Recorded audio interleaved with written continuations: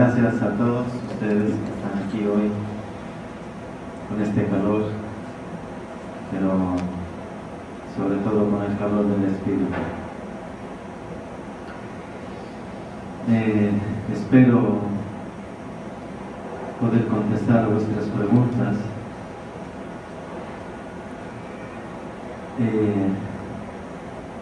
Estamos viviendo tiempos difíciles en este momento. El planeta, la Madre Tierra, sufre mucho,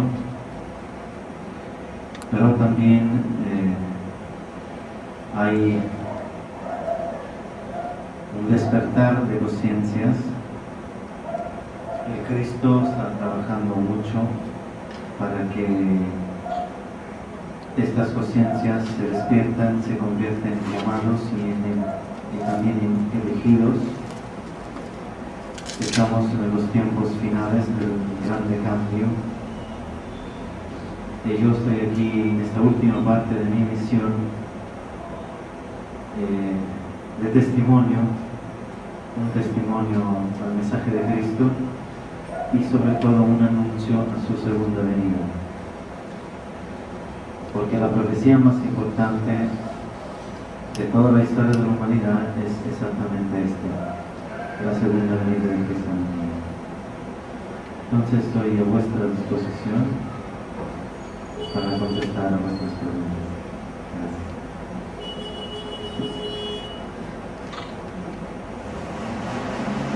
¿La Virgen es la que te permitió recordar tus vidas pasadas o ya tenías recuerdos mientras trabajaste con tu maestro Siracusa?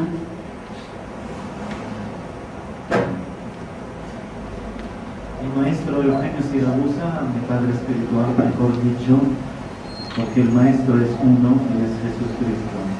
Eugenio siempre yo lo llamé papá, como mi padre. Y con Eugenio yo tuve una iniciación, una preparación profunda que duró más de 10 años, constante, severa, armónica y justa, con un alumno que estaba preparando a una misión. Él lo sabía, Eugenio Siracusa lo sabía porque había tenido contactos con los seres de luz en el Etna, en el volcán, y estos maestros cósmicos le habían hablado de mí y yo ignoraba esto. Él lo reveló después cuando yo recibí los estigmas. Fue una preparación interior para que después yo podría desarrollar la misión. Y las vidas pasadas fue la Virgen, unas que me hizo recordar, y todo el resto fueron unas visiones que yo tuve con el Cristo y con los seres de luz. A veces cuando nosotros dormimos, hay un desdoblamiento del astral y ahí yo visito mis vidas paralelas y saco algo que me puede servir por esta misión.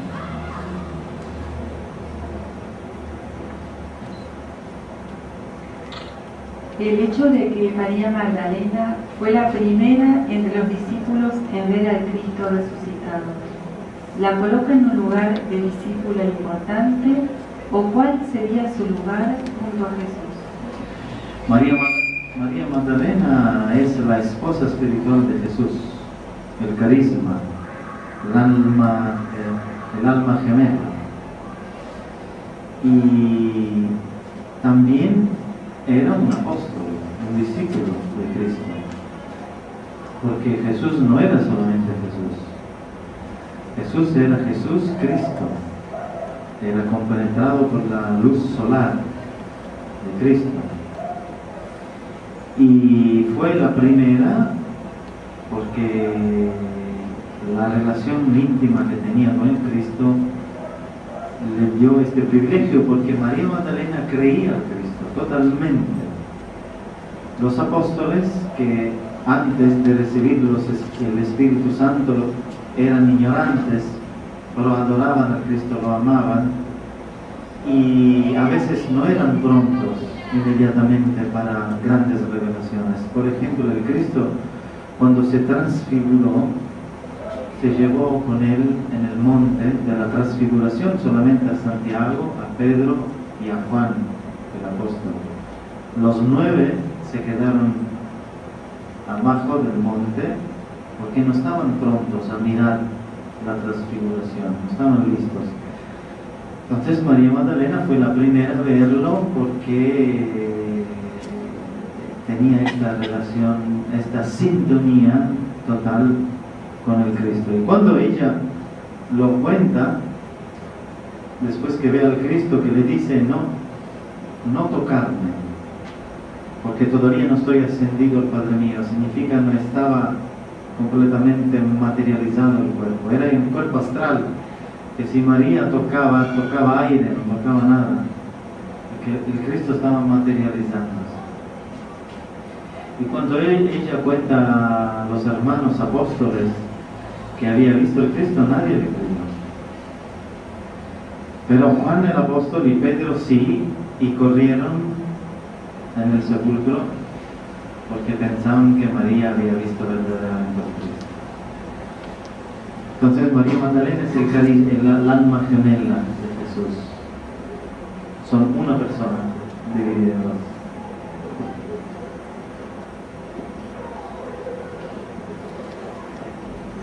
Juan el Bautista bautizaba con agua, efectuando así un ritual propio de los esenios. ¿Esto lo relaciona con ellos? Sí, Juan el Bautista pertenecía a la comunidad de los esenios. Juan el Bautista fue iniciado con los esenios, que era una comunidad muy antigua. Sus orígenes son de la Atlántida.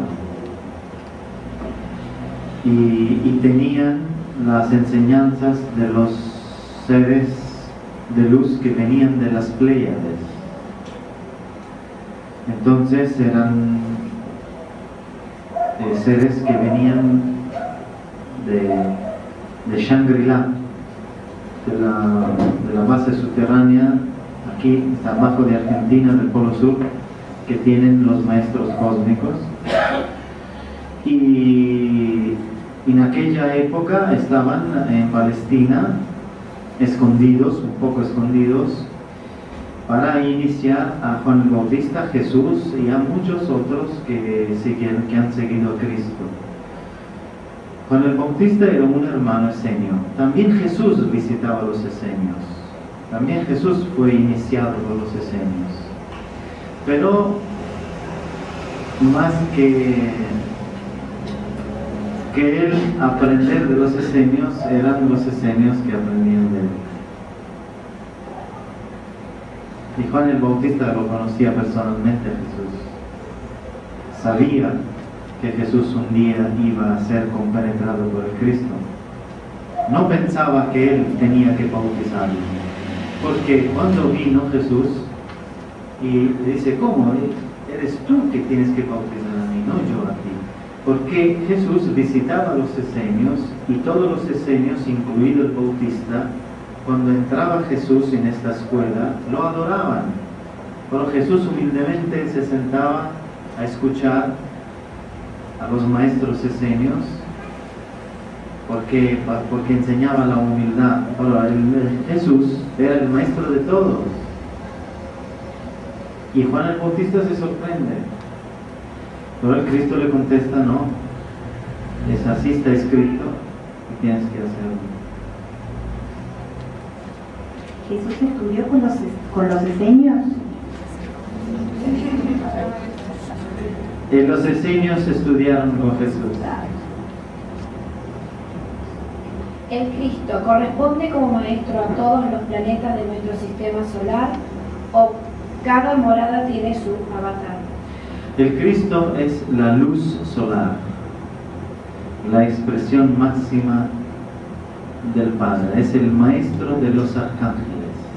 El Cristo es el maestro de los arcángeles. Los arcángeles son avatares pero todos dependen de Cristo. La luz crística de este sol, que es el dueño del sistema solar, tiene un padre que se llama Adonai, que es el padre de Cristo, que es el núcleo central del sol. Pero todos los soles del universo tienen la misma energía crística. Es decir, el Cristo que se manifiesta en este Padre Sol, que todos los días se levanta y nos ilumina y casi nadie lo agradece, porque es el Dios nuestro, es el Sol. Es el mismo espíritu, inteligencia que vive y compenetra el Sol, es la misma inteligencia que compenetra todos los soles. Después el Sol tiene sus enzimas, sus seres de luz, que son billones. Y esto sí hay diferencias. En este Sol hay miles de ángeles, y en otro Sol otros, etcétera, etcétera. Pero todos los soles y todos los seres de luz de todos los sistemas solares, de todas las galaxias, reconocen al Cristo como el Rey del universo. El Cristo que hace 2000 años nos visitó a través de Jesús es el Rey del universo. Por esto, mis amigos y hermanos, seres de luz, yo tengo un amigo que me visita a menudo que se llama Setun Shena, que es un ser de luz, un ángel. Él me ha dicho, él viene de Alfa Centauro y hace parte de una confederación. Él me ha dicho, para nosotros cuando el Cristo, la luz solar crística, compenetra, personifica una persona, en el vuestro caso hace 2000 años a Jesús, también para nosotros es un milagro de la vida. Y cuando pasa esto, nosotros, el planeta que es visitado por esta luz crística, atendemos a los hombres como ángeles para ayudarlos. Por esto son ángeles de Cristo. ¿Quieres hablarnos sobre tu encarnación como Juan Bautista y tu relación con Jesús?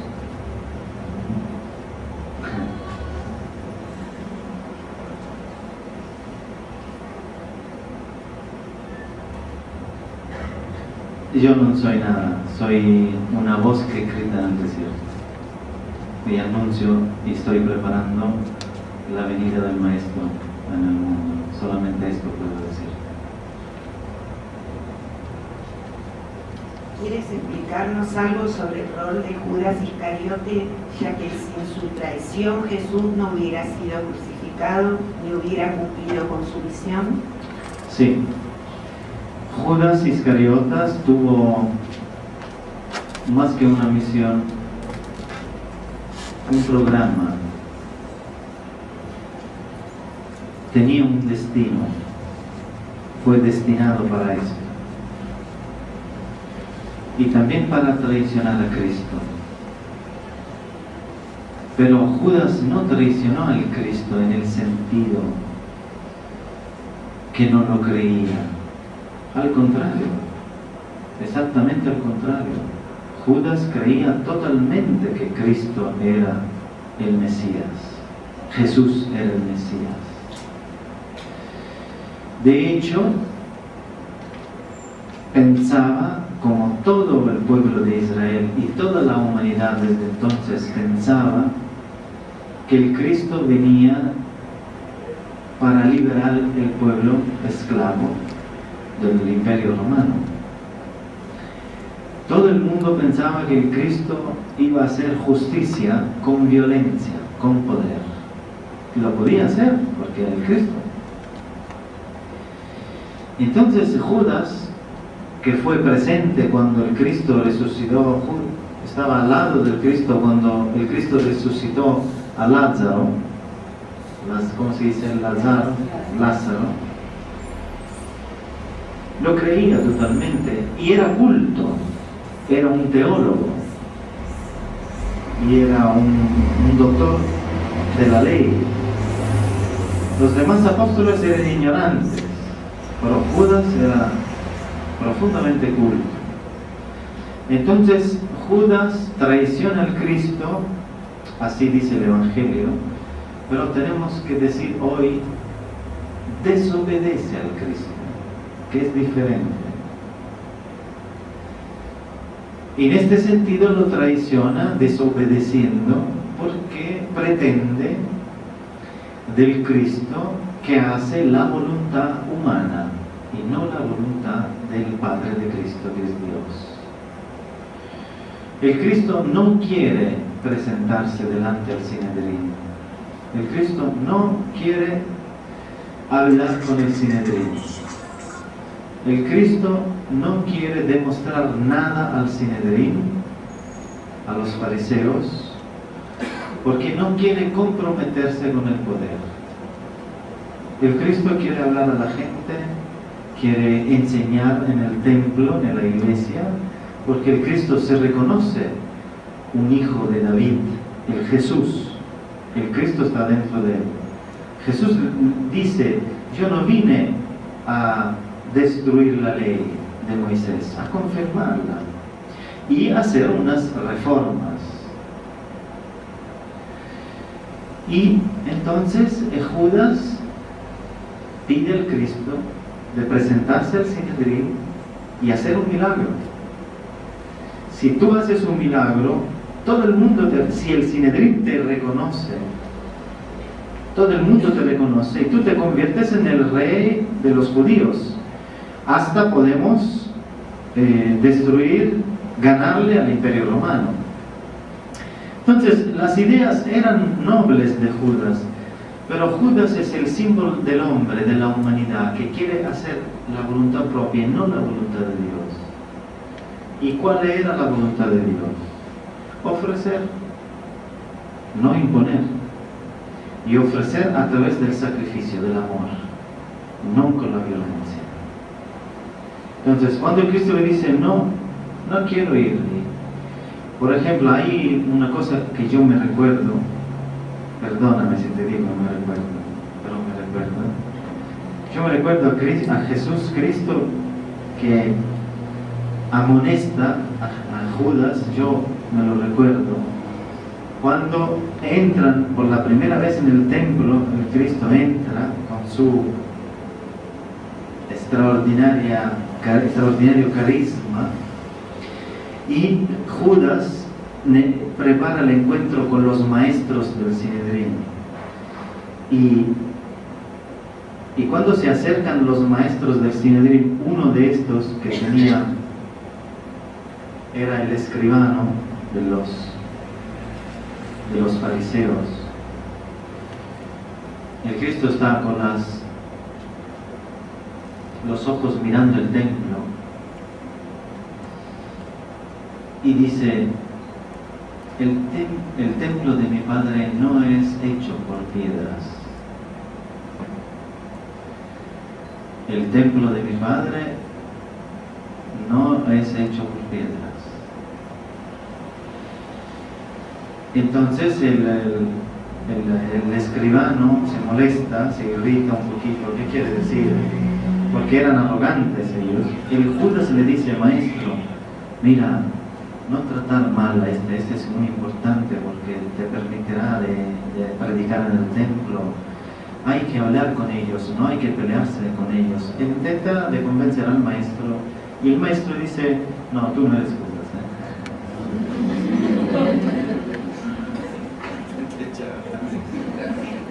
El maestro le dice, Judas, abre tu corazón, no la mente. Ya ahí el maestro le explica a Judas que no tiene que pensar con la mente humana, tiene que pensar con la mente divina. Y Judas pretende que Cristo hace un milagro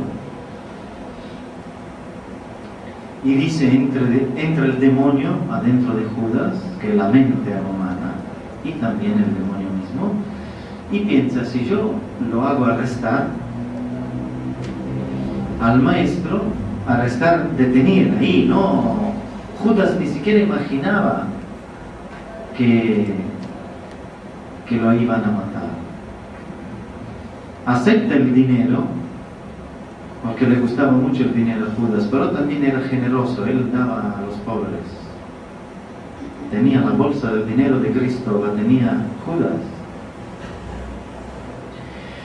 Y cuando en la última cena Cristo le dice, porque Judas está confundido, está muy raro, está ansioso, está el demonio con él. Ve al maestro y piensa quizá el maestro se equivoca, pero lo amaba, lo creía. Y cuando el Cristo lo mira y le dice después que baña el pan, y le dices, Judas, lo que tienes que hacer, hazlo pronto. Judas dice, bueno, entonces lo tengo que hacer. Piensa dentro de sí, el demonio le hace pensar, lo tengo que hacer, entonces él está de acuerdo que yo lo entrego a las guardianes del templo. Entonces se levanta y se va todo feliz, está feliz, el maestro está de acuerdo, ahora lo voy a entregar. Pero el Cristo, irónicamente, es el Cristo mismo que le dice, hazlo. Entonces tenía un programa. Y después la historia la conocen, lo arrestan, Judas besa al Cristo, y Cristo le dice, con este beso tú me traicionas, y ya el Judas lo mira y dice, lo mira raro. Cuando arrestan a Cristo empiezan a flagelarlo, a azotarlo, y entiende porque el Cristo no hace nada. Judas está atrás cuando procesan a Cristo y ahora hace el milagro, y Cristo no hace nada, y ahí entiende que se equivocó, que desobedeció, que pretendía que Cristo tenía que hacer la voluntad del hombre, de Judas, y no de Dios, que el Padre no quería esto. Empezó a mortificarse y hizo otro error más grave de traicionarlo, más grave, Judas, de matarse. Porque Cristo, hay otro discípulo que para mí hizo un daño más grave que Judas, fue Pedro. Porque Pedro lo renegó. Judas dio la cara. Sí, soy amigo de Cristo, entrego a Cristo. Pero Pedro dice, no lo conozco, nunca lo vi. ¿Quién es este señor? Yo no estoy con él. Es un fanón. Entonces, Pedro traiciona renegando a Cristo. Pero, ¿por qué Pedro es mejor que Judas? Primero porque le entregó la vida al Cristo. Difundió el Evangelio en el mundo. Cristo lo perdonó. Si Judas, cuando arrestaron a Cristo, se arrodillaba abajo de la cruz, Maestro, yo te traicioné, perdóname, soy un cobarde, perdón. El Cristo perdonaba hasta Judas, pero tenía que rescatarse por la vida, porque todos los apóstoles dieron la vida al Cristo. Cuando uno se arrepiente de un pecado, el Cristo te perdona, pero tienes que rescatarte, se dice rescatarte, con la vida, entregando la vida al próximo. Esto para evitar que tú puedes asumir un karma. Porque si tú no regresas con la vida, con el amor al próximo, entregándote a Cristo, el Cristo no te puede borrar el karma. Te lo borra si tú recompensas con tu vida el pecado grave, en este caso grave. Hay pecados más livianos, pero esto fue grave, lo de Pedro, y lo de Judas, y lo de todos. Entonces, la misión del programa de Judas es interesante estudiarlo. Judas es simbólicamente representa a la humanidad, que sí cree en Dios, pero no quiere hacer la voluntad de Dios, quiere hacer la propia. ¿Qué nos puedes decir sobre tu encarnación como Francisquito en Fátima. ¿Hay algún recuerdo con la Virgen? Sí, y esto puedo hablar. Yo estuve en Fátima la primera vez, nunca había sido, hace 17 años atrás. Y el pueblito de Fátima es pequeño, y solo, sin preguntar a nadie, fue a la casa de Francisco. Yo lo conocía. Francisco veía a la Virgen, pero no escuchaba. Veía hablar, mover los labios, pero solamente lucía. Escuchaba. Sí. Porque así tenía que ser a la época. Porque Francisco es uno que habla mucho.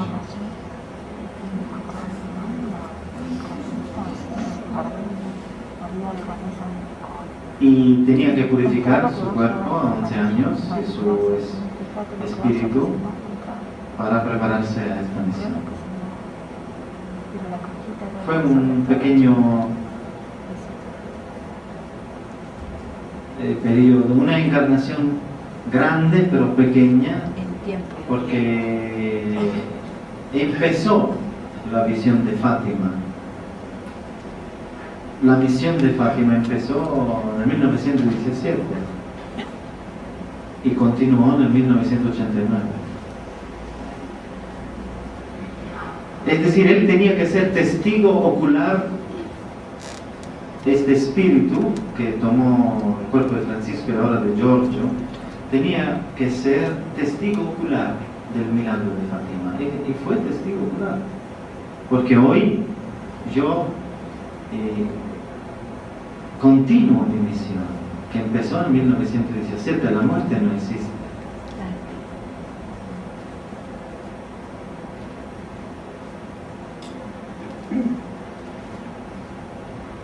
El maestro Yogananda menciona a Isa y Yoshua y dice que a la edad de 18 a 28 años estuvo estudiando en India.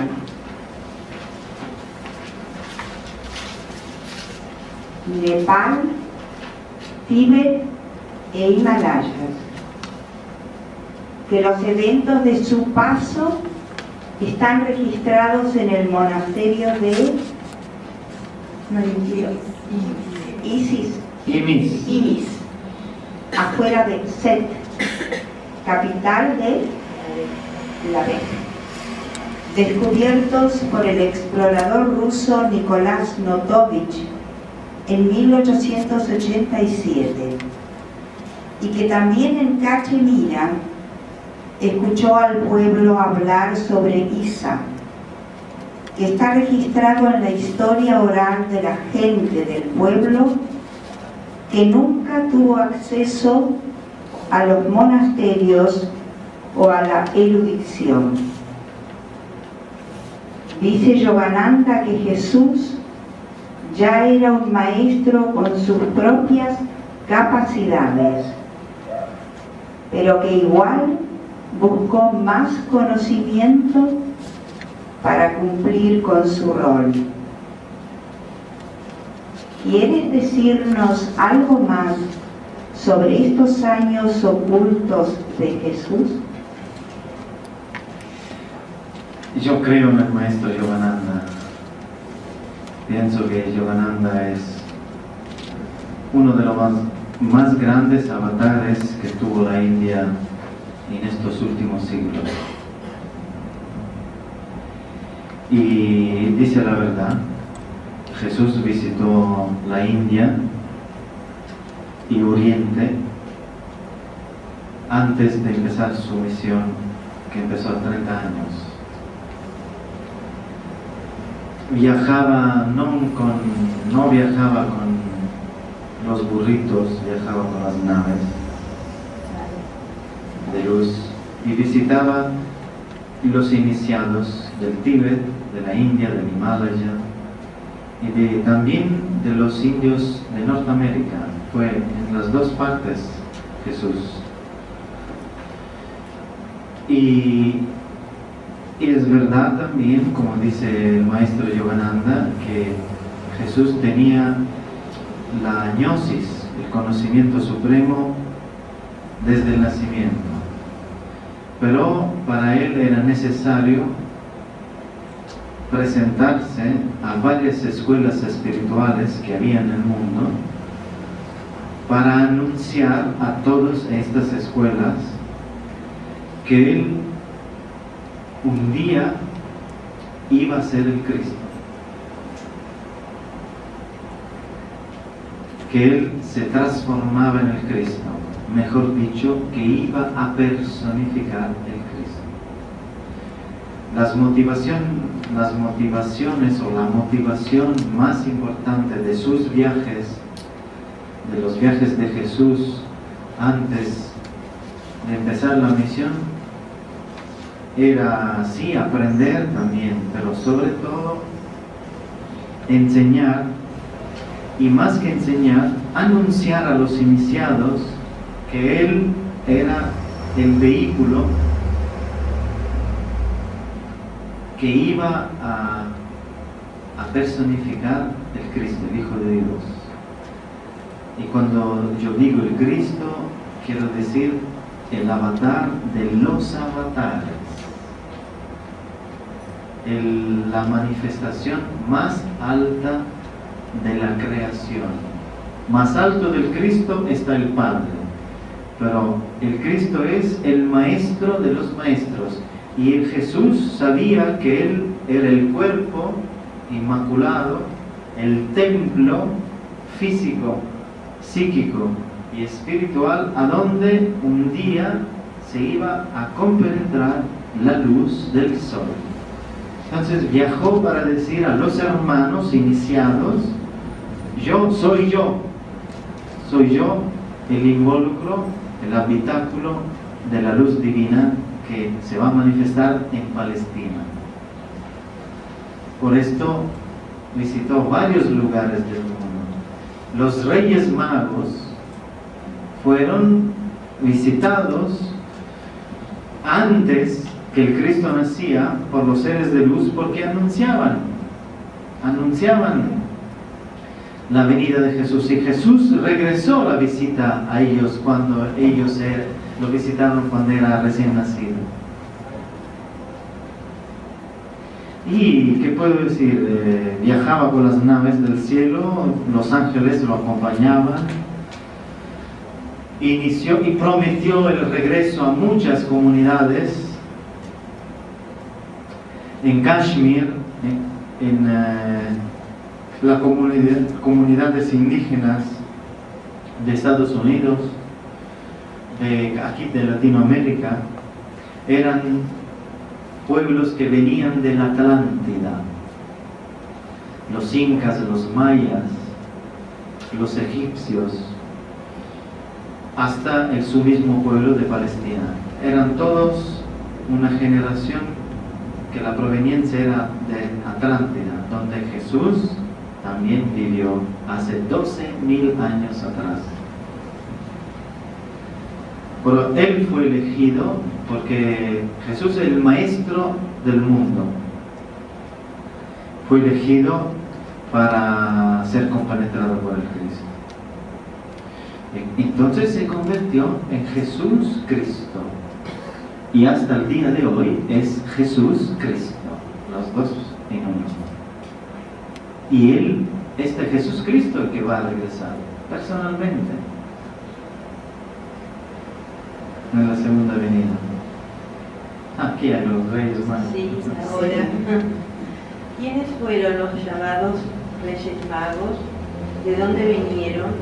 ¿Y qué significan los presentes oro, incienso y mirra? Los Reyes Magos son maestros orientales de varias disciplinas, de los Vedas, etc. Y representaban los iniciados de Oriente que iban a dar homenaje a la venida de Cristo, de Jesús, que se convertía en Cristo. Oro, incienso y mirra hay muchos significados, varios. Pero el significado más alto pienso que es la justicia, la paz y el amor, que Cristo encarna en la misma persona.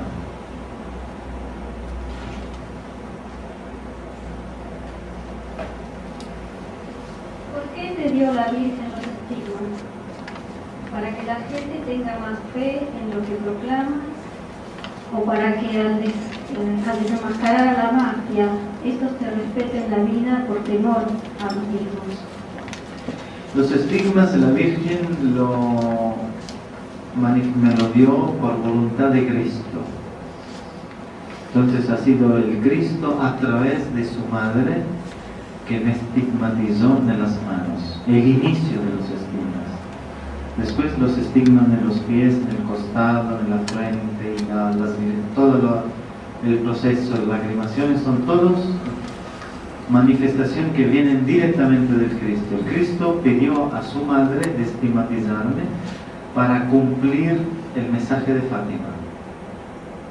Porque Fátima es el mensaje más importante del siglo pasado que anuncia los eventos de este siglo. Empezando por la segunda mitad del siglo XX hasta el día que regresó Cristo. Y los estigmas es un espejo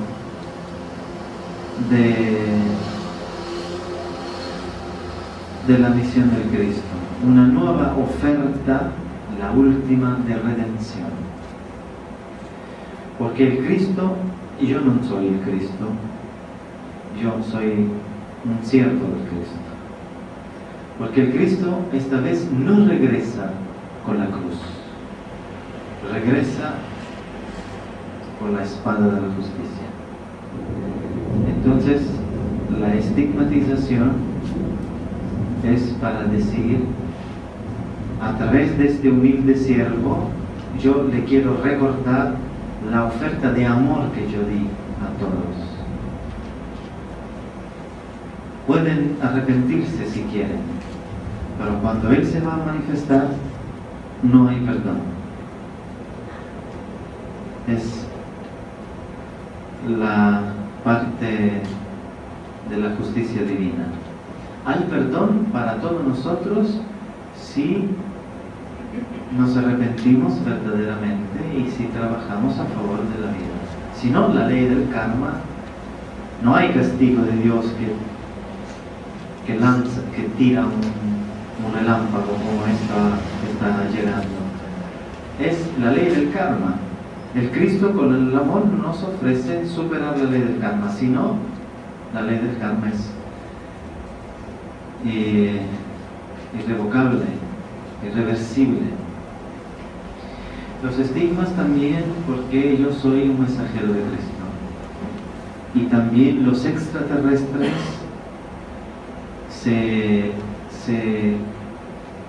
me apoyan, eligieron de apoyarme a esta señal viva, porque ellos quieren decir una vez más que ellos trabajan con el Cristo y no son seres malos, son ángeles.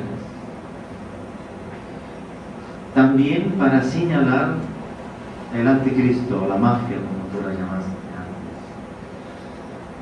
para indicar los males del mundo y la cara del demonio que quiere dominar al planeta y a las almas que viven en este planeta. También por esto están los estigmas, es decir, tienen un significado volumétrico, pero el corazón es el Cristo Jesús.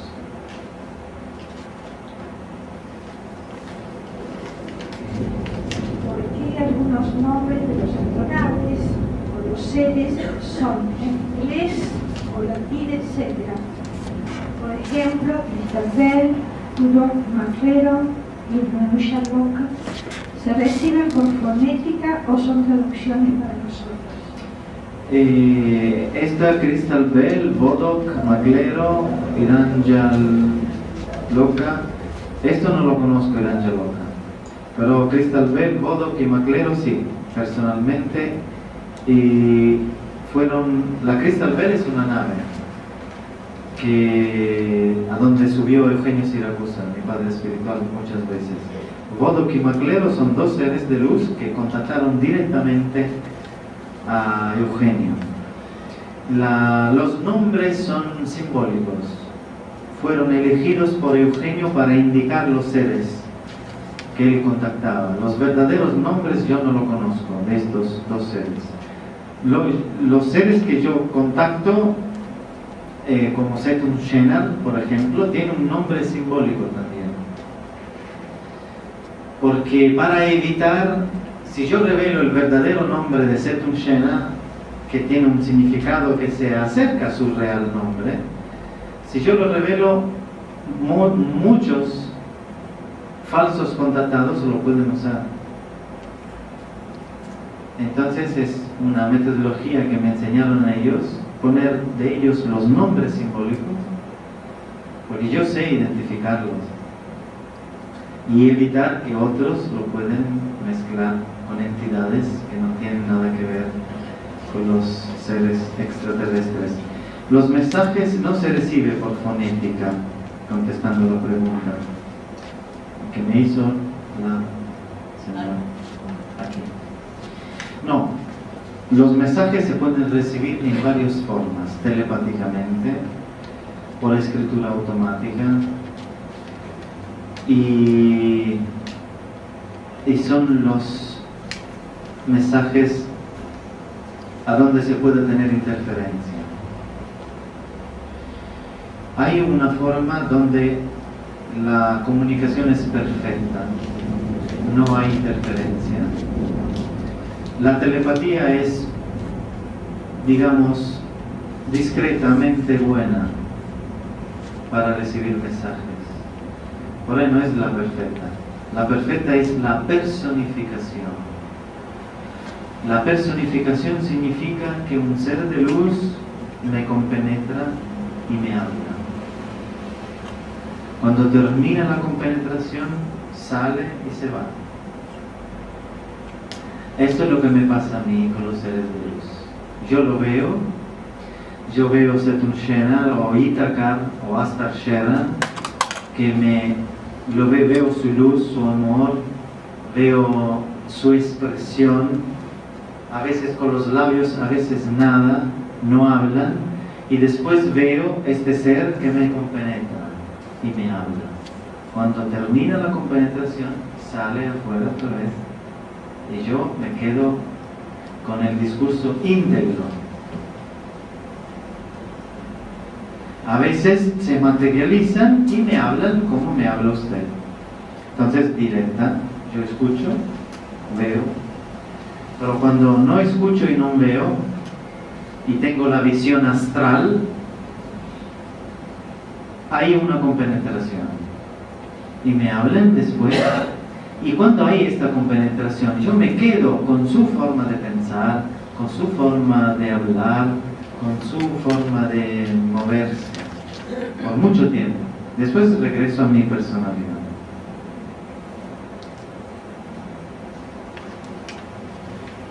Esto es lo que me enseñó mi maestro Eugenio Siracusa, porque él tenía el mismo contacto, idéntico.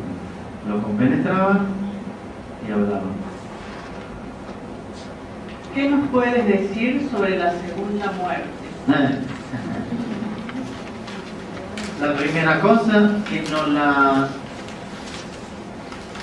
la segunda muerte yo no auguro, ¿cómo se dice? Augurar. ¿Se dice augurar? No la auguro, no la deseo a nadie.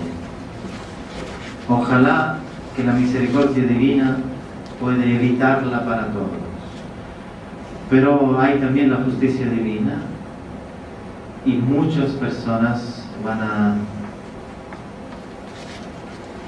a morir de la segunda muerte. Y es terrible, porque es la pérdida, la desaparición del ego sum, del yo soy.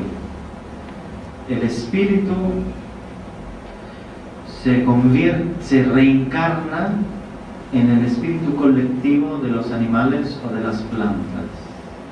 por mucho tiempo para cumplir su karma. Es decir, un hombre puede regresar a ser animal o una planta y que no se puede mover, pero pensaba como hombre, y purificarse del mal que ha hecho. Es el efecto kármico más terrible que la humanidad puede heredar. Ya se está manifestando en los hombres la segunda muerte. Un ejemplo, hoy millones de personas hacen todo lo mismo, se visten lo mismo, piensan lo mismo, y hacen los soldados, por ejemplo, o el instinto violento que tienen millones y millones de personas en contra de la vida. Esta es muerte segunda. Entonces es lo que en el Apocalipsis se habla de la muerte segunda. San Francisco de Asís habla de esto, y es el juicio más terrible que pueden recibir unos hombres en el mundo. Pienso muchos hombres.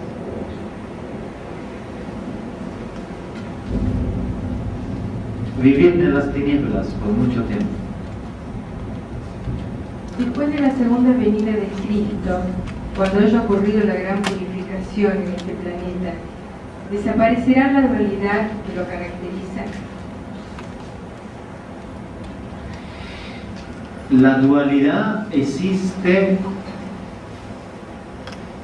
siempre,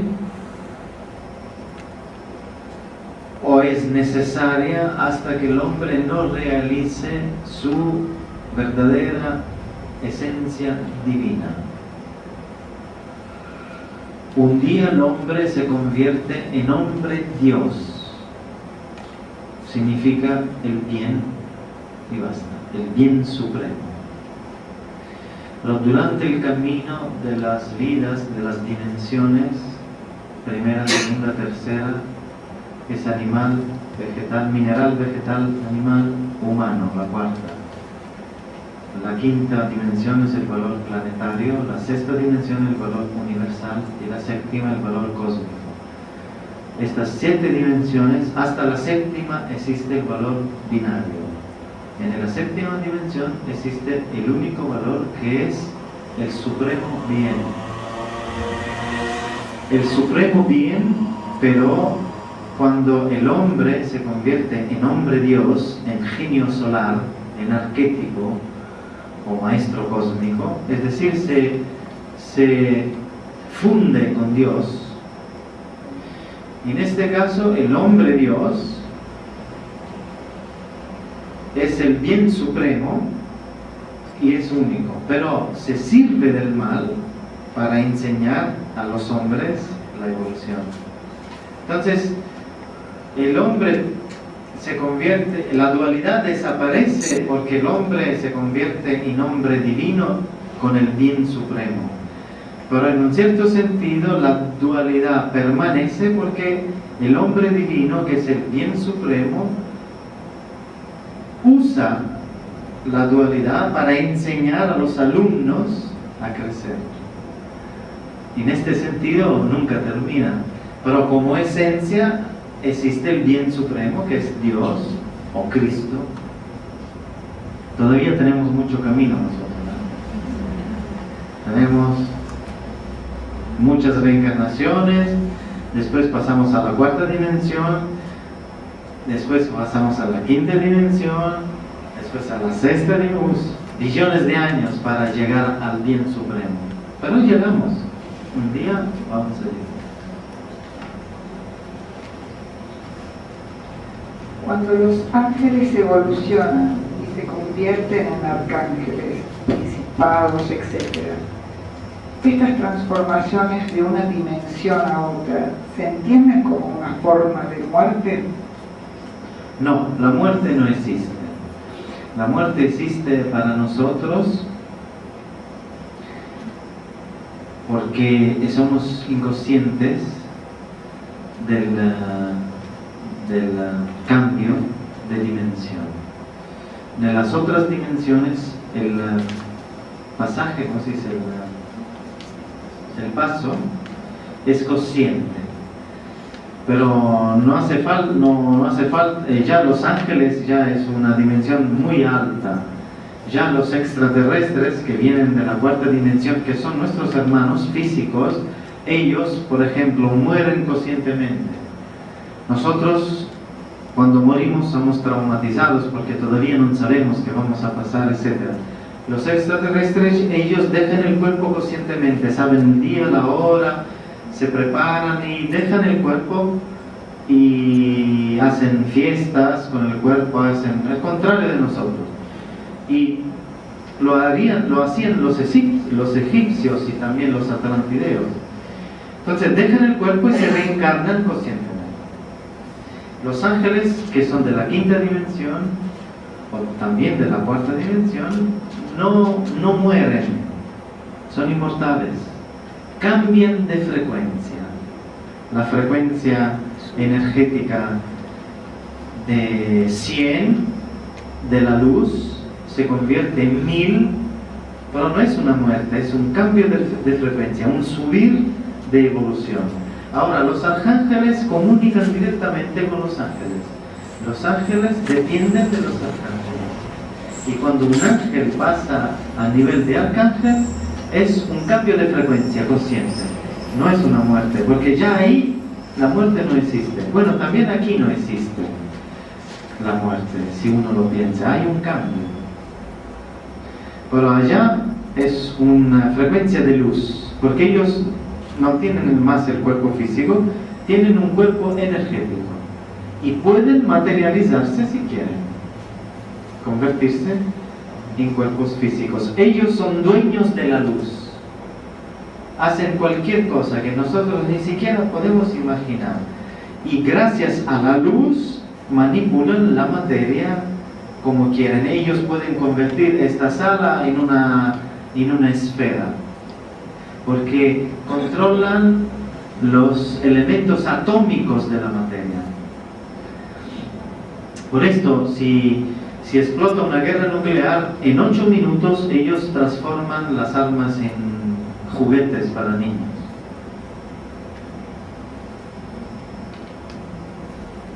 ¿Tú eres Nibiru Arat-Ra de las Pléyades? Yo soy Nibiru Arat-Ra de las Pléyades. ¿Dónde estás? Aquí. ¿Y los mensajes que vienen bajo ese nombre? Son mensajes del espíritu que me compenetra, que se llama Nibiru Arat-Ra.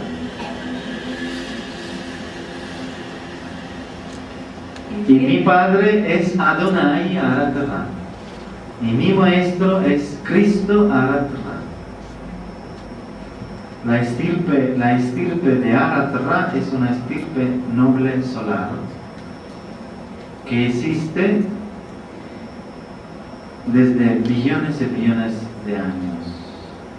Este sol heredó la genética de Arat-Ra, porque antes que existía este sistema solar, que se formó casi entre 10.000 o 20.000 millones de años atrás, 20 billones de años atrás, se dice, o 20.000 millones, lo mismo, ¿no? Existían otros soles que tenían Arat-Ra. Este sol heredó la genética de Arat-Ra y se convirtió el sol mismo en Arat-Ra. Arat-Ra es mi padre de todos ustedes.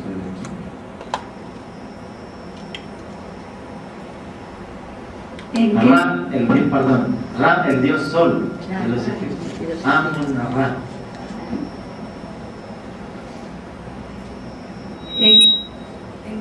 ¿En qué dimensión está el Cristo, Buda, Krishna, Mahoma, Zoroastro, etc.? El Cristo en la sexta dimensión. Buda, Krishna, Mahoma, Zoroastro son todos seres crísticos. Pero el Cristo es el más alto de todos. Es decir, la proveniencia de un ser puede ser la misma dimensión. o una dimensión inferior. En el caso del Cristo, hay seres que vienen de la misma dimensión del Cristo, pero adentro de la misma dimensión hay jerarquías. Y el Cristo es el más alto de todos. Y representan a un grupo grandísimo de seres de luz que me ayudan en esta misión. Representa 144.000 personas, según Shannon, que son los ángeles que acompañaron a Cristo hace 2000 años. La nave Oden-Nis significa más allá de las fronteras. Este es el significado de la palabra Oden-Nis. Ohara es un ser de luz que fue guía de Eugenio Siragusa. Como Setun Shenar es conmigo, Ohara fue con Eugenio. Nibiru Araterra lo expliqué antes. Astar Sheran es el arcángel Miguel. Pero hay otros 6 Astar Sheran, que son los arcángeles de Dios. Todos se llaman Astar Sheran, porque Astar Sheran no es un nombre, es un título, significa jefe santo. Entonces, Astar Sheran, el arcángel Miguel, Emanuel, Rafael, etcétera, etcétera, son todos Astar Sheran, Gabriel, son todos Astar Sheran. El Astar Sheran que habla conmigo es el arcángel Miguel, el jefe de las milicias. Así se presenta, por lo menos. Yo lo vi cuando tenía 8 años, la primera vez. Ali es otro Setun Shenar, como Ara, que contactaba a Eugenio. Ohara y Ali yo no lo conozco personalmente, lo conozco a través de Eugenio. Conozco a Setun Shenar que me habló de Ali, de Ohara, que son sus hermanos, que vienen de otras galaxias, pero trabajan con él. Ellos se consideran hermanos y todos dependen de los maestros cósmicos. Uno de estos maestros es Astar Sheran y después hasta el Cristo, ¿no? Adoniesis lo quedé por último porque Adoniesis es el padre, Adonai, el padre de Cristo. Y Eugenio recibió mensajes del Padre. Es algo muy grande que vivió Eugenio Siragusa.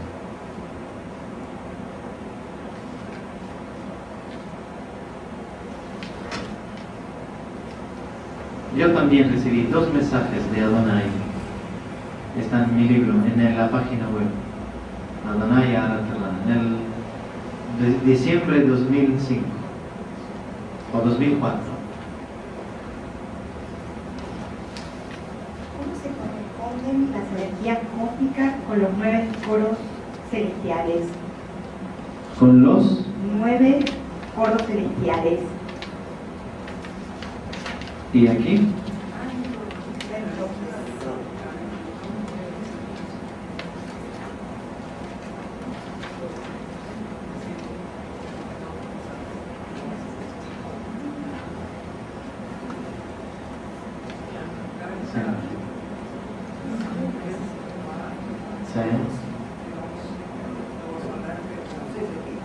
La quinta dimensión es el logo solar, después la sexta, sube a la sexta y a la séptima.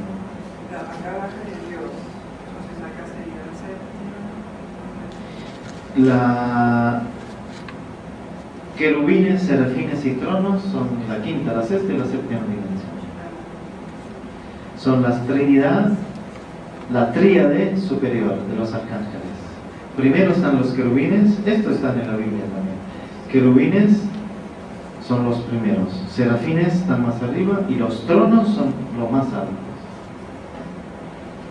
Después, por dominación, potestad de Dios, son todos ángeles que tienen varias jerarquías. Pero esto también es correcto, pero lo más importante de todos son estos 3: querubines, serafines y tronos. están quinta querubines, sexta serafines y tronos a la séptima.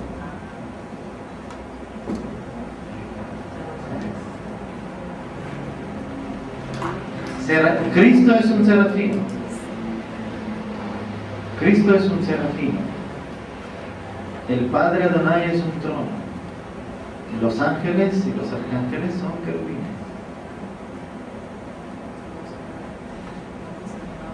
Claro. Y después son todos Sí, exactamente. Sí. Son varios planes de frecuencias que se compenetran el uno al otro. Pero lo más importante son estos tres.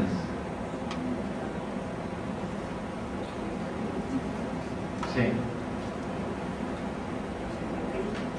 La sexta, abajo del Padre. El trono es el Padre.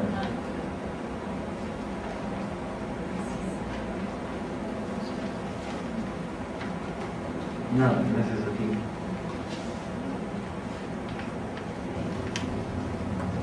¿Existe un tope para la evolución espiritual? ¿Dios es inalcanzable? ¿Siempre estará más allá?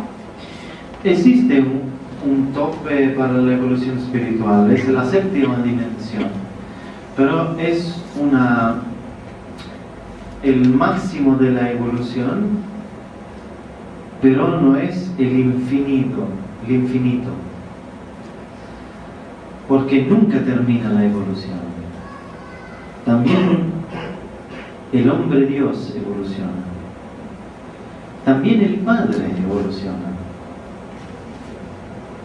Lo que nunca evoluciona porque está en la eterna evolución, en la eterna evolución, es el Espíritu Santo, que es la causa de todo. Entonces el Espíritu Santo, el Padre y el Hijo, porque el Espíritu Santo es la fuerza de la creación. Que tú, ¿cómo te llamas? Liliana, tú que eres una mujer, como todas las mujeres en este planeta, son el símbolo del Espíritu Santo.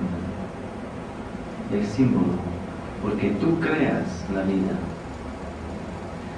Si tú eres madre y yo soy padre, yo puedo crecer, puedo dar la semilla, pero lo que crea la vida eres tú. Entonces, en este plan, la mujer representa el Espíritu Santo y el hombre representa el Padre.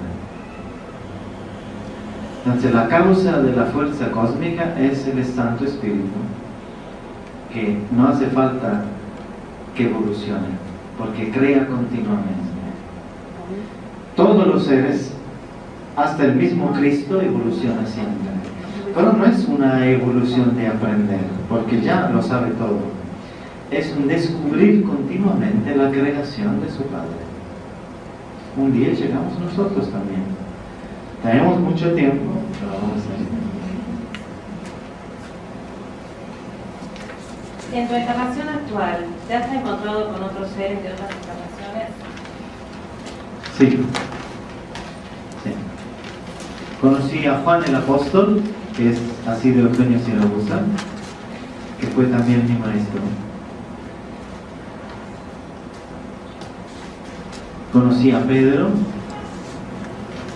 el apóstol de Cristo, que es un viandante. No tiene un lugar donde vive, viaja continuamente, ocultamente. Se manifiesta a veces así y desaparece como un viejo. Después conocí a otros, también aquí en Argentina, pero no me preguntas.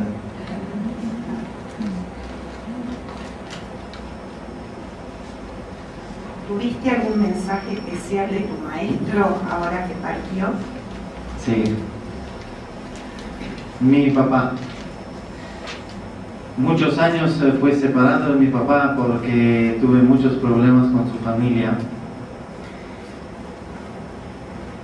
personales, su familia humana, física.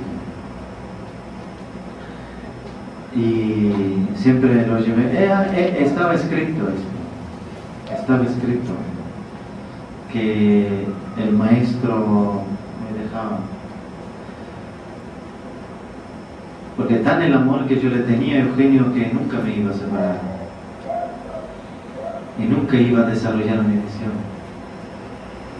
Entonces creo que el Padre Divino creó una situación humana para que yo me iba a la fuerza. Cuando murió Eugenio el 27 de agosto de este año a las 11:40 de la noche, yo eran 8 años que no hablaba con él, ni por carta ni por teléfono, y no tenía acceso a él, a pesar que yo pedía de encontrarme. El entorno de Eugenio no me lo permitía, y él mismo también. Entonces estaba aquí Almendras, que junto a su esposa vive conmigo en Uruguay, en el centro internacional que tenemos en Uruguay,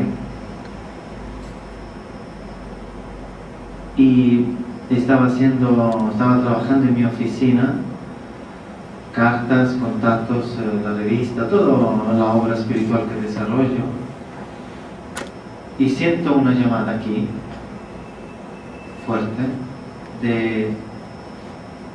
en la librería de sacar un volumen de los mensajes de mi padre espiritual Eugenio, que yo lo tengo todos. Y empezó a leer, sentía esta gana, eran años. Empezó a leer, pero ¿por qué siento de leer los mensajes de Eugenio? Que yo conozco de memoria. Y me preguntaba qué está pasando. Tanto tengo ganas de estar con él que le escribo una carta. Estamos en el 27 de agosto. Yo no sé que él se está muriendo, totalmente desconozco. Y escribo: querido papá Eugenio, quiero venirte a visitar, si puede recibirme por la Navidad, esta Navidad. Y tengo la carta ahí guardada. Después la dejo ahí, me voy a mi cuarto, me voy a la cama, con las luces encendidas, sigo leyendo, pensando, y siento una presencia, entra una presencia espiritual que me hace una caricia, y pregunto: maestro, ¿eres tú el Cristo? Y dijo: bueno, quizás tengo que sangrar, porque yo sangro y tengo las visiones y siento la llamada. Nadie me contesta. Entonces digo: Setun Shener, ¿eres tú, hermano? ¿Quieres que escriba un mensaje? Preguntas humanas. Yo sentí esta presencia. Nadie me contesta. Entonces siento aquí un fuego adentro, hago una relación, digo: eres tú, papá Eugenio, eres tú, aquí voy. Entonces, ¿qué pasa? ¿Qué quieres que me estás diciendo? Todo pensaba, menos que había dejado el cuerpo. Y en aquel momento, después llegaron las 5 o las 6 de la mañana, me dormí de cansancio, y me llaman por teléfono a las 7 de la mañana, se murió papá Eugenio. Era él que me visitaba. Inmediatamente. Entonces me fue a Sicilia y ahora estoy dando homenaje de sus enseñanzas. Eugenio no cumplió su obra, como ni siquiera yo y nadie de ustedes. Todos vamos a cumplir nuestra obra con la segunda venida de Cristo. Eugenio ahora está acompañando a los ángeles, a los seres de luz, y él mismo en espíritu está preparando la venida de Cristo. Primero lo hizo aquí y ahora lo hace espiritualmente. Y siento que está cerca de nosotros. Mañana los invito al FISI, al centro de Pedro Romaniuk, que ahí vamos a pasar un documental que hemos hecho en Italia y también en Uruguay con Jorge Almendras sobre la vida y la historia de Eugenio. Es muy emotivo. Si pueden venir, los espero allá.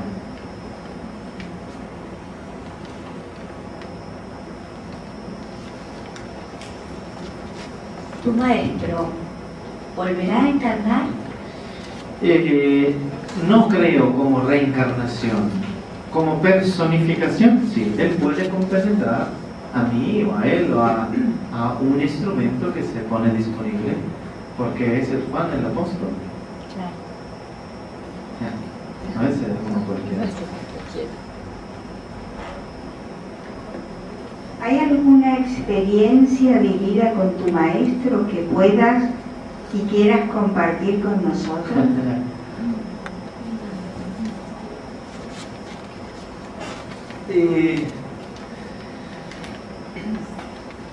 Sí, varias. Aparte, varias naves que yo vi en el volcán Etna, solo y con él. Aparte,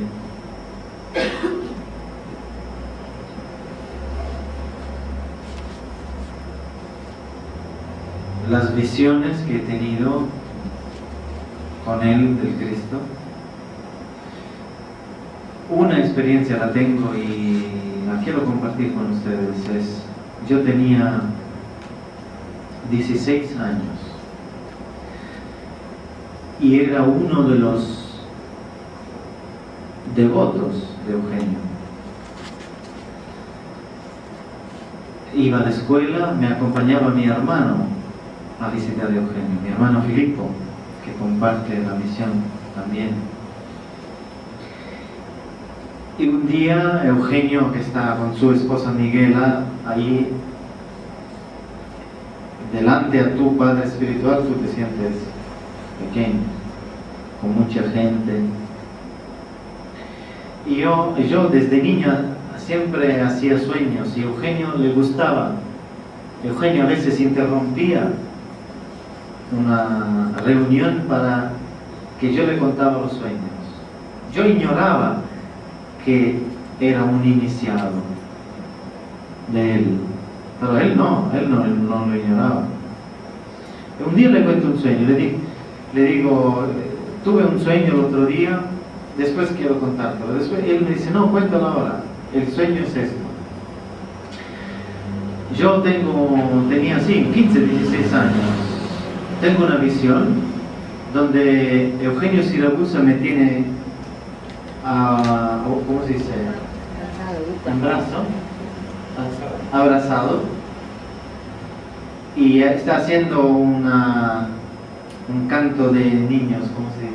Te acuna, como que te acuna, sí. Te está acunando. Y lo está haciendo pero con una oración. Padre, yo quiero que tú ayudes a este niño, Padre nuestro. Él está hablando al Padre y me está nanando.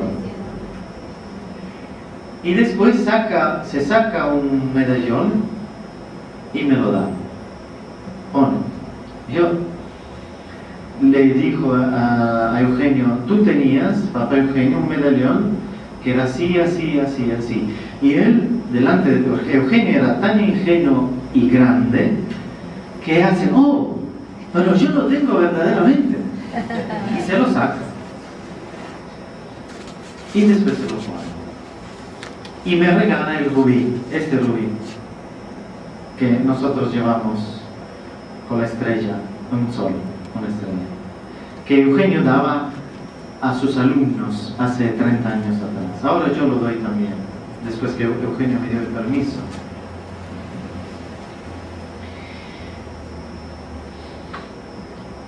En el 1999, cuando pasé el sufrimiento más grande de mi vida, que tuve que separarme de él,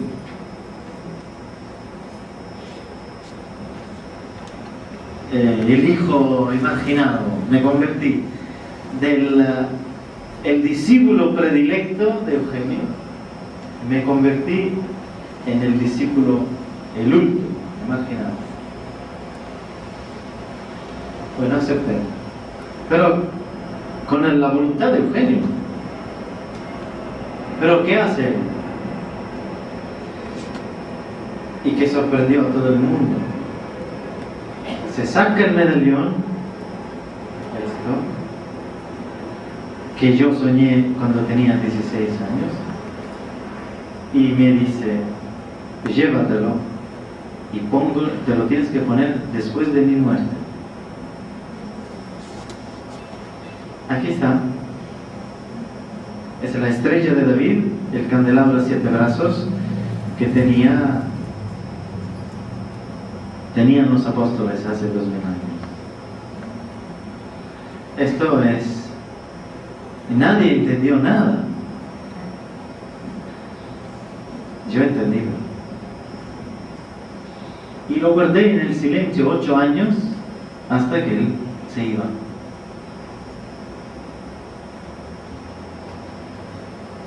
Esta es una experiencia que puedo compartir con ustedes, porque tiene un significado profundo. Y tengo muchas otras.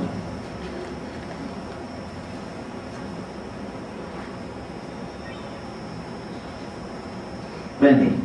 De todos tus viajes, ¿cuál es el país o población más espiritual? Ahí. De todos mis viajes, ¿cuál es el país o población más espiritual? no hay un país específico más espiritual. Hay unas regiones del planeta que tienen una misión particular. Latinoamérica, por ejemplo, tiene una misión especial. Argentina, incluida Uruguay, Paraguay y otros, México. En general, todo Latinoamérica. En particular, el Cono Sur y el Centroamérica tienen algo más, pero no es algo que tiene que ser arrogante, es algo más especial, pero toda Latinoamérica tiene una misión. Y estos países del Cono Sur y México, Centroamérica, tienen una misión. Esta es la Galilea de los Gentiles, la nueva Galilea de los Gentiles, el nuevo pueblo de Dios. Aquellos que hace 2000 años creyeron en el Cristo, lo reconocieron y no gritaron Barabás, Barabás, Barabás, se reencarnaron aquí, en Latinoamérica. Una parte de Italia, el sur de Italia, una parte de España y una parte de Francia. Los seguidores, los adeptos del Cristo, aquellos que creyeron verdaderamente, están reencarnados aquí y están despertando el alma del nuevo pueblo. Vuestro profeta Parravicini es uno que conoció al Cristo, por ejemplo, y profetizó en esta tierra la nueva era, etc. Entonces no hay un país privilegiado. Me gusta mucho Argentina, adoro Uruguay, donde vivo, adoro mi país, a pesar de que estoy enojado también con mi país. Y Rusia, soy devoto, amante de Rusia, pero pienso que hay unos lugares que tienen especiales. Yo pregunté a Setun Shena si hay en Oriente, porque nunca me faltan visitar China, países que yo nunca estuve. Y él me contestó que allá ellos tienen mensajeros. No te preocupes, que allá hay otros como tú. Tú tienes la misión aquí.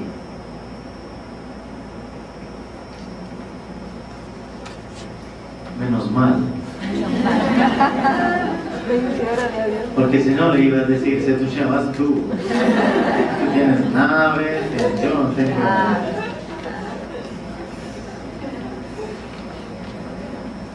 Yo estoy cansado, verdaderamente le pido perdón, pero estoy cansado espiritualmente, por esto siento que mi misión está por terminar. Pero aquí estoy a las órdenes del Cristo y de su madre.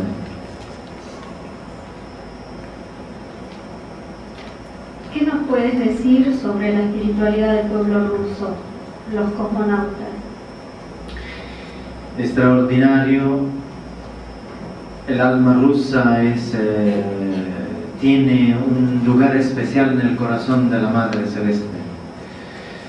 En Rusia yo hice muchos programas de televisiones, tengo muchos amigos, hermanos. Rusia se convertirá en la parte de Oriente en la misma misión que tiene Argentina, despertar a la humanidad a la luz, de la parte de allá, porque es un pueblo culto espiritualmente, muy paciente, muy tolerante. Hablo del pueblo, no del poder, no de la mafia que está en la cúpula del gobierno, esto es otra cosa. Hablo del pueblo. El pueblo es maravilloso, por esto la mafia, los militares aprovechan del pueblo que es muy paciente. Si hace una revolución, acaba, porque, por ejemplo, la revolución de octubre fue el pueblo que se cansó de la dictadura del zar. Y si se cansa con el pueblo ruso, son problemas para toda la humanidad. Es un pueblo, pero muy paciente, muy profundo, muy creyente. Entonces lo amo mucho.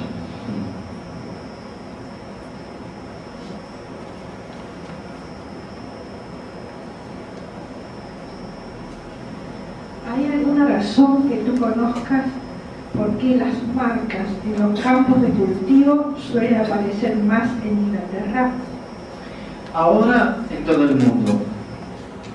Desde 1996-97 se están presentando en todo el mundo. En Italia, en Europa, en Australia, Estados Unidos.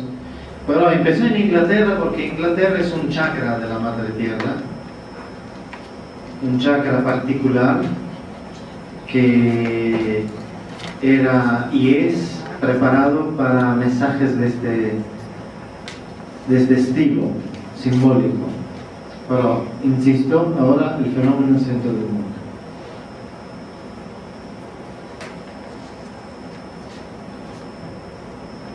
Por favor, háblanos un poco sobre tu encuentro con los indios Hopi. Ha sido extraordinario.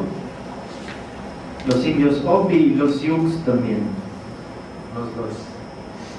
Me recuerdo que fue una experiencia extraordinaria. Me recuerdo que me acompañaron unos hermanos, como Mara, como una hermana que ahora se fue al cielo. ¿Cómo se llama ahí? Ana. Aquí está mi esposa también, quiero presentarse a Lorena. Y fue un recuerdo antiguo de seres que yo había conocido en el Atlántico. Un pueblo que está pagando muy caro una gran injusticia, una de las grandes injusticias que han hecho los Estados Unidos con el mundo. También se equivocaron, se hicieron condicionar, pero el pueblo de los indios de Norteamérica, la sabiduría sigue transmitiéndose todavía, no se ha perdido.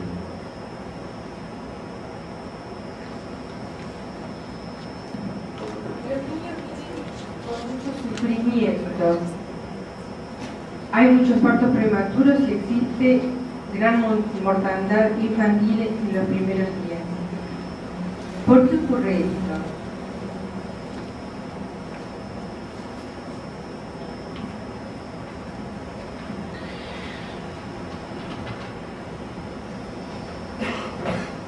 Este es un planeta de purificación. Este es un planeta donde el hombre permite que pasen grandes delitos.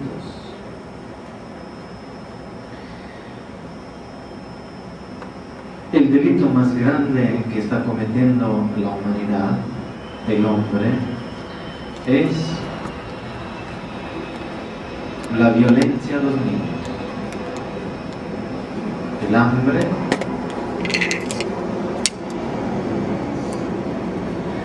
que es el delito más grave, las enfermedades, son todas causas. Los niños son el Cristo moderno crucificado. Los niños son el cuerpo místico de Cristo que nosotros hombres seguimos crucificando. Y esto es un karma que nos estamos cargando muy grave, lo vamos a pagar. El karma es irreversible. Pasa por esto. La motivación es nuestra grave y grande responsabilidad, nuestra grande desobediencia a la Madre Tierra, a las enseñanzas. Y están pagando los niños, pero son los niños que con este sufrimiento representan al Cristo crucificado.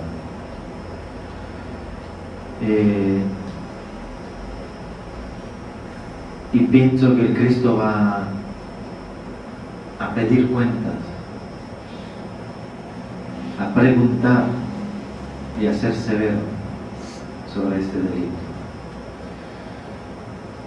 delito. Los niños que sufren, y cuando nosotros ayudamos a un niño que sufre, por ejemplo, ayudamos a FUNIMA, la fundación de Raúl Bagatello,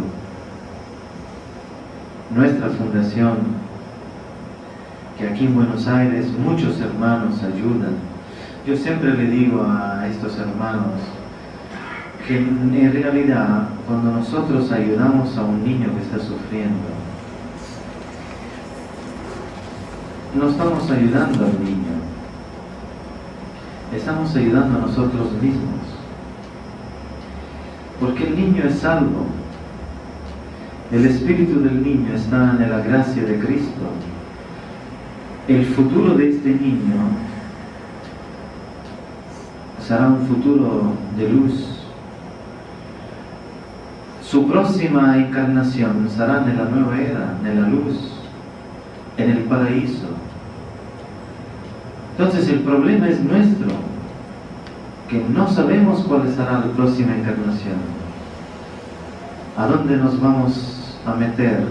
¿En las tinieblas o en la luz? Depende de lo que vamos a hacer. El niño es salvo.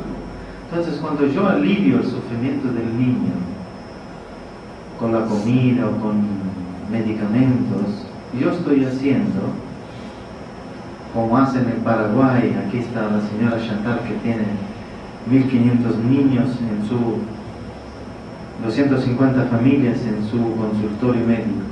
También a ellos yo le digo, estamos ayudando a nosotros mismos, estamos sacando una espina del cuerpo místico de Cristo que está crucificado. Porque el niño representa al Cristo. Cuando nace un niño o una niña, no es un amor altruístico, su presencia, no es un amor desinteresado, es un amor incondicionado, porque te ofrece su vida. Cuando tú tienes un niño en los brazos, él te está dando la vida en tus manos. Tú lo puedes tirar, lo puedes acariciar. Este es el amor crístico. Nadie hace esto. Nadie de nosotros da la vida a la persona que está adelante de nosotros, que sea la esposa, la novia, el marido, quizás una madre a la hija, sí, porque es recíproco. Pero la manifestación más bella de la vida del amor es un niño que te dice: tiéneme en los brazos, es inocente, es débil, no puede reaccionar y te da tu vida, te da su vida en tus manos. Entonces, esto es el Cristo. Cuando nosotros ayudamos a un niño que sufre, estamos ayudando a Cristo. En realidad estamos ayudando a nosotros mismos. Estamos delante de esta cruz, tocamos la sangre de Cristo, arrodillados, y le pedimos perdón.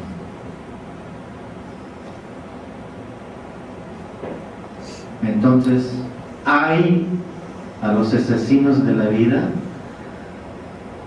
que violentan a los niños. Hay.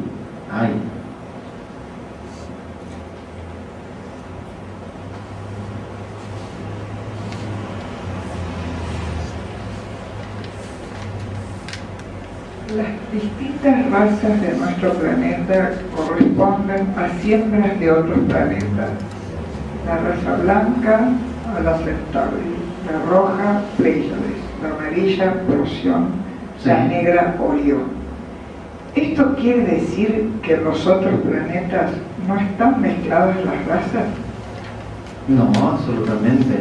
Hay billones y billones y billones de planetas donde existe la vida, que son hermanos. Solamente Alfa Centauri, Pléyades, Procyon y Orión fueron aquellos que colonizaron nuestro planeta.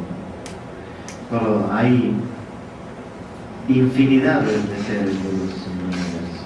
Y hay visitantes que vienen de otras galaxias que no son Alfa Centauri, Pléyades, Procyon y Orión y que hacen parte de la Confederación. Pero nuestros padres, digamos así,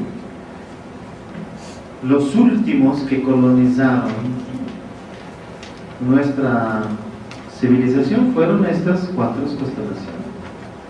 Nosotros somos, bueno, el hombre perfecto en el futuro de la nueva era será el resultado de estas 4. El Alfa Centauri privilegia la energía erótico-creativa, la creación. Las Pléyades privilegia la espiritualidad. Procyon, los valores mágicos, y Orión, los valores mentales. La síntesis de las 4 es el hombre perfecto.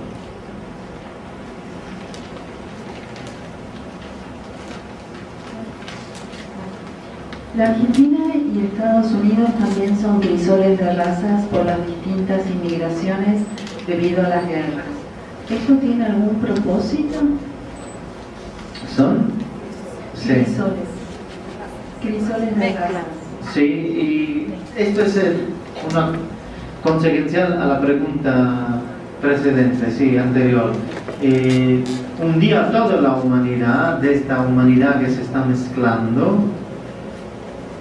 surgirá este hombre, el hombre cósmico, que es el resultado de los 4 valores que venían de las estrellas. Es en fase de actuación este intercambio, como se dice, mezcla. Los archivos de la humanidad que mencionas en tu libro, que existen en bases subterráneas en los Himalayas desde hace más de 2 millones de años, ¿corresponden a lo que se denomina el registro akáshico? Sí, exactamente. Es el registro akáshico.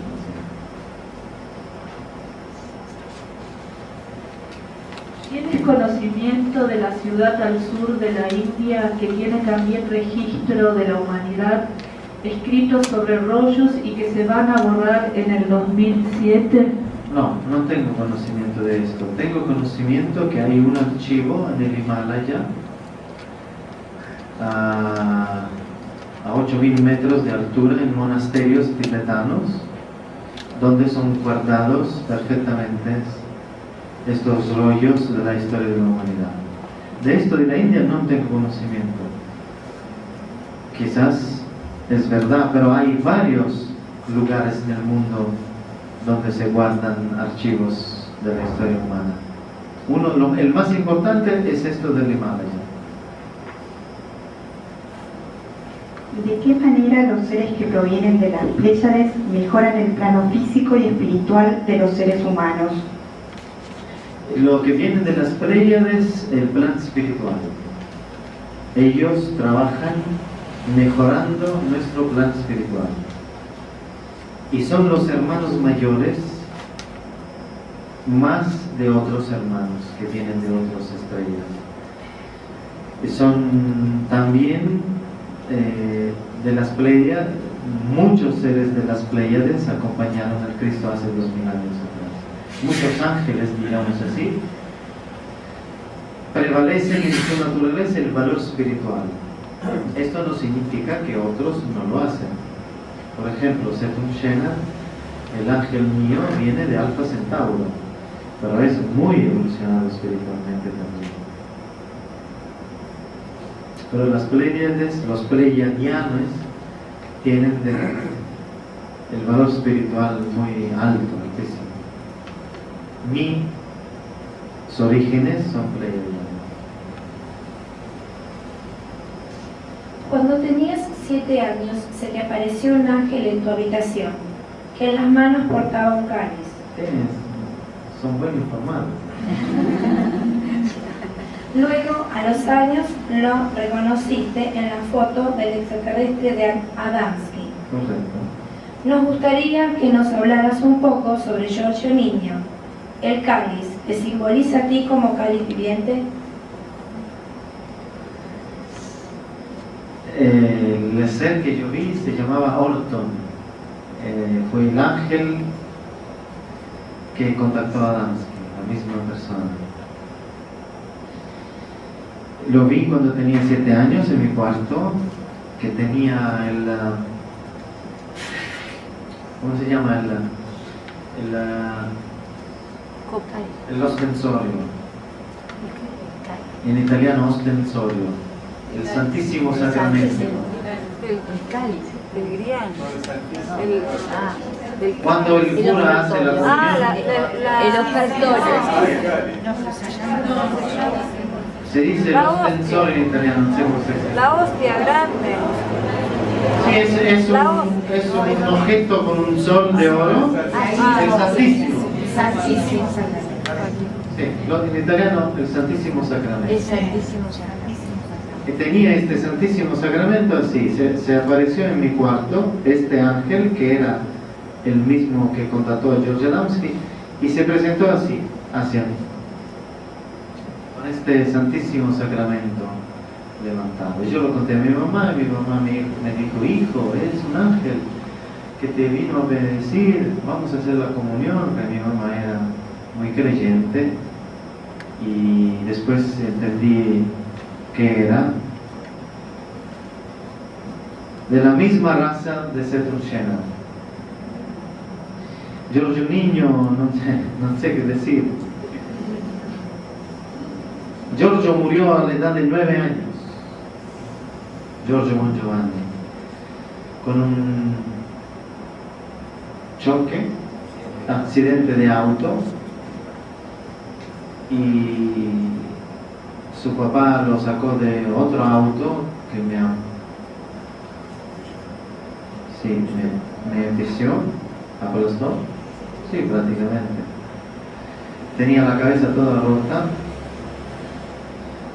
y murió. Y cuando el papá de Giorgio, mi papá, que ahora se fue al cielo, lo sacó, había mucha gente ahí alrededor, dijo, murió mi hijo. Se puso a llorar, me sacó muerto. Después yo empecé a dar señales de vida y me llevó al hospital. Y en aquel momento otra persona entraba en el cuerpo del niño Giorgio Mongiovanni. Esta persona se llama Neville Barter. Y desde la época convive con Giorgio Mongiovanni. Y el cáliz, como es aquí, un poco, el cáliz te simboliza, el cáliz representa. Soy un cáliz, sí, él quiso decirme en la visión que yo un día iba a representar el cáliz de la comunión. Porque el cáliz de la comunión, el santo grial, es la sangre de Cristo. Buscan el santo grial, hasta Hitler buscaba el santo grial, pero el santo grial es la sangre de Cristo que se renova, se regenera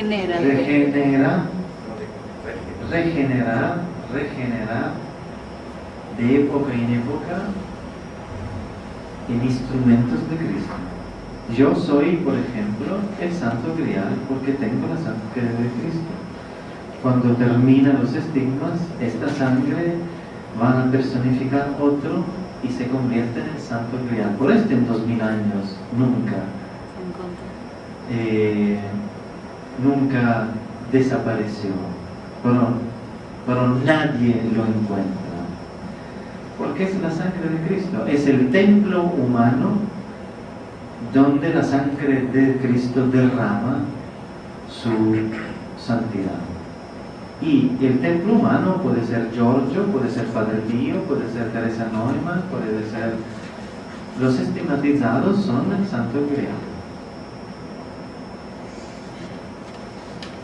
Este tema de las papeleras que nos ha traído un tremendo conflicto con los hermanos uruguayos, ¿es algo orquestado por el mal? Da la impresión de algo que apareció súbitamente y nos invadió. Tengo que contestar espiritualmente a esta pregunta. Porque yo creo que no hay una... No, en este caso, a veces sí, pero en este caso no hay una respuesta política. En otros casos hay. Problemas se pueden solucionar políticamente, muchos problemas humanos, pero en este caso específico yo creo que es alguien que está preparando en un modo siniestro que estos dos hermanos entran en guerra. Esta es mi impresión. No tengo evidencias, no tengo pruebas, pero mis impresiones a veces son el anticipo de visiones o de mensajes que voy a recibir. Y esto me hace preocupar mucho. Después, cada uno puede tener sus ideas. Yo, por ejemplo, pienso que la papelera contamina, pero no es que lo pienso, es matemáticamente demostrado. En Italia tenemos papeleras que han destruido los ríos y lo hemos elegido nosotros y nos hemos equivocado, para mí, mi forma de ver, porque no hay ríos italianos a donde uno se puede bañar, es prohibido. Lo puedes mirar, sacar fotos, pero si tocas así, el esqueleto sale. Porque hay industrias, incluidas las papeleras, que contaminan. Para los italianos, nosotros no nos gusta vivir así, porque esto da plata, da dinero, da riqueza. Bueno, es una elección. Elige. Que el pueblo elige cómo quiere vivir. No tiene derecho a contaminar a los demás. También. Entonces, yo a Uruguay le dije, esto no es un misterio, a Almendras, a la televisión, yo ofrecí mi opinión, dije, ¿por qué el gobierno no hace un referéndum? Y yo pienso que a la mayoría del pueblo no la quiere, la papelera. Pero el gobierno no quiere hacer el referéndum. Se pide el referéndum porque quiero tomar agua en el vaso de cristal o de cerámica. Por tonterías se piden referéndum. Por una cosa tan importante no piden ningún referéndum. Hay la razón de la parte argentina también, porque contamina. Entonces es un problema muy serio. Pero hay alguien siniestro que quiere poner a estos dos pueblos que para mí son hermanos, siempre fueron hermanos, el uno en contra del otro.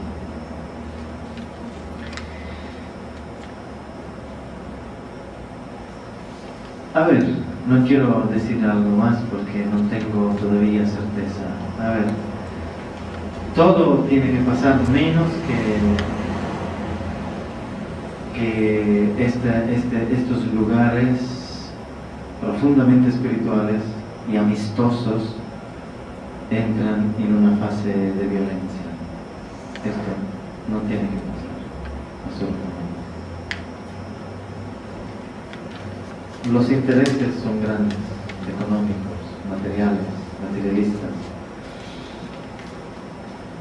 Yo no puedo juzgar. Para mí la política es una prostituta, una gran corrupta por antonomasia. Gobierna en el mundo la economía, no hay política. A través de la economía se hacen guerras. Entonces pienso que los presidentes Kirchner o Tabaré Vázquez no tienen opiniones personales, obedecen a otros intereses más grandes de ellos.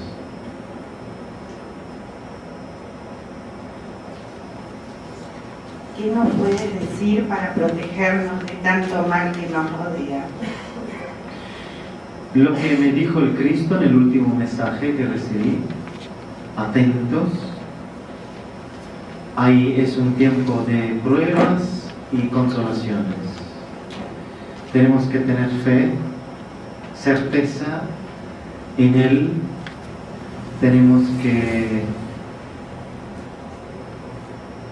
estar alejados, obviamente, del demonio, de todo lo que el demonio nos puede ofrecer: envidia, intolerancia, materialismo, vacío, apatía, indiferencia,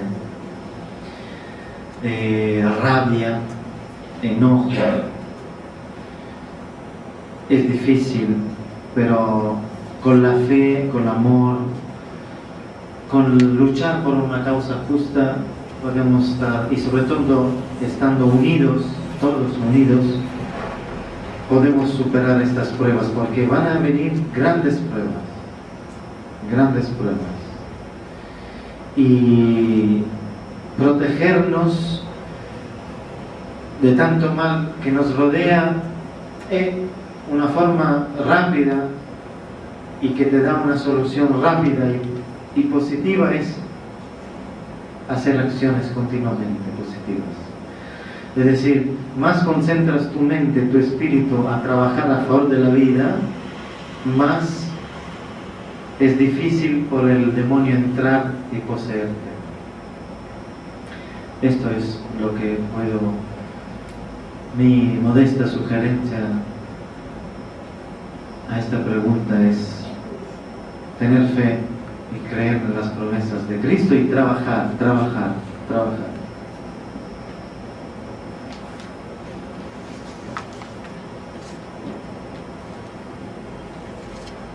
Antes de tomar decisiones importantes, tú te pones en contacto con los seres de luz, ¿verdad? Sobre lo que se refiere a mi vida personal, no. Los seres de luz me dejan libres, hasta de equivocarme. Esto pero no tiene que comprometer la misión. O pensar de comprometer la misión. Porque si mi decisión personal, de mi vida personal, o de mi familia, o de una experiencia personal que quiero vivir, aporta con amor a la misión, ellos hasta me apoyan. Si no obstaculiza la misión, me dejan hacer. Si puede comprometerla, me impiden de empezar, me impiden hasta de empezar la decisión. Es decir, yo estoy pensando una decisión en buena fe de hacer algo, de tomar una iniciativa o responder a una iniciativa, a un invito. Entonces yo me predispongo y digo, sí, esto lo quiero hacer porque lo hago con amor. Si esto que yo decidí en la perspectiva puede obstaculizar la misión, no me lo impiden con cosas extraordinarias que me hacen reír o llorar, depende, ¿eh? Pero si la decisión personal, sin mensaje, sin nada, empuja la misión, insisto, hasta me ayuda. Si no la obstaculiza, me dejan hacerla porque soy un ser humano y ellos saben qué significa vivir aquí como ser humano. Después, si hay amor, hasta ellos están presentes. Por lo que se refiere a la obra, yo no tengo decisiones, querida. Yo hago lo que me dicen. Porque la obra no es mía. Y ni siquiera de ellos. La obra es del Cristo. Y cuando un ser de luz, o Setun Shenar, o Id, o Astar Sheran, uno de estos seres me dice, haces esto, yo lo voy a hacer porque sé que no viene ni siquiera de Él, viene del Cristo. Entonces, el día que yo tomo decisión sobre la obra es el demonio que está actuando. Yo tengo que obedecer, pero es una obediencia consciente, no soy una obediencia ciega. A veces hago cosas que no entiendo inmediatamente, intuyo, pero tengo que desarrollarlas, realizarlas, pero la hago. Y en este momento pero de mi vida, todo lo que me piden de hacerlo, lo conozco, no es una sorpresa. Hasta si me traicionan o me matan, no es una sorpresa también.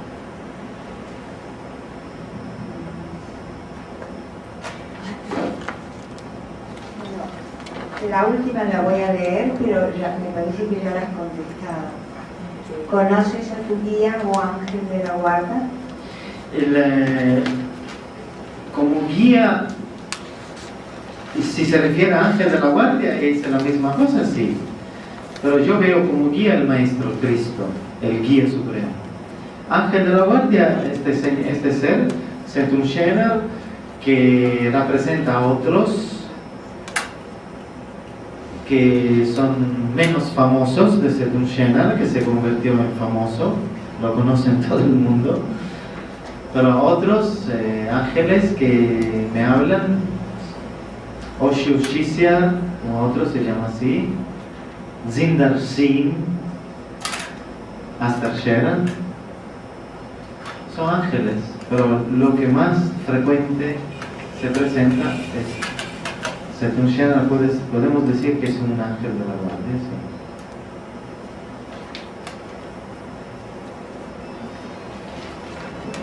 39 preguntas.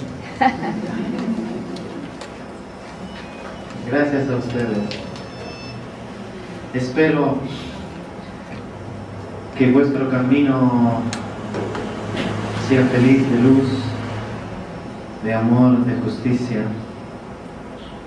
Que con este ángel que se llama Elena no se puede estar que feliz, que sentir luz, amor, serenidad, esperanza. Una persona que viene aquí y se encuentra con ustedes y con Elena y está mal y se siente vacía, seguramente cuando regresa a su casa regresa lleno de amor, y sobre todo porque siente el amor del Cristo y de este ser maravilloso que se llama el Maestro Yogananda, que fue una personificación del amor divino. una de las más grandes que hemos tenido en la historia humana.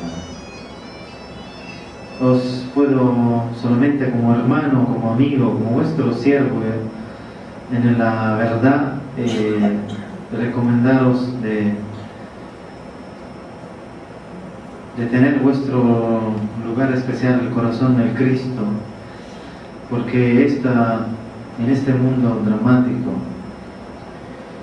cuando la humanidad pierde la esperanza, también la alegría de la vida, cuando la muerte hace fiesta todos los días y las injusticias son tremendas y a veces te sientes verdaderamente solos y abandonado, y la única certeza